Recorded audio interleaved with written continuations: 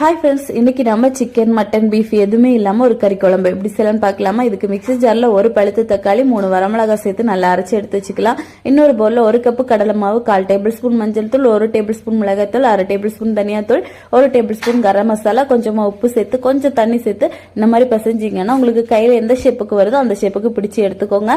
இப்போ இது எல்லாத்தையும் நல்லா பொரிச்சு எடுக்கணும். அதுக்காக ஒரு பேன்ல ஒரு 5 டேபிள் ஸ்பூன் எண்ணெய் சேர்த்துட்டு இதையெல்லாம் போட்டு நல்லா வறுத்தெடுங்க. இப்போ அதே எண்ணெயில 1/4 டேபிள் ஸ்பூன் கடுகு சேர்த்து பட்டை, கிராம்பு, ஏலக்காய் எல்லாம் சேர்த்துக்கோங்க. அப்புறமா கருவேப்பிலை, ஒரே ஒரு பெரிய வெங்காயத்தை நல்லா கட் பண்ணி சேர்த்திருக்கேன். இது கூடவே அரைச்ச மிக்ஸ் சேர்த்துடணும். அப்புறமா இது கூடவே ஒரு 1/2 டேபிள் ஸ்பூன் உப்பு, 1/4 டேபிள் ஸ்பூன் மஞ்சள் தூள், மிளகாய் தூள், தனியாத்தூள், அப்புறமா கரம் மசாலாவும் சேர்த்துட்டு கொஞ்சமா தண்ணி சேர்த்து மூடி போட்டு வேக வைங்க.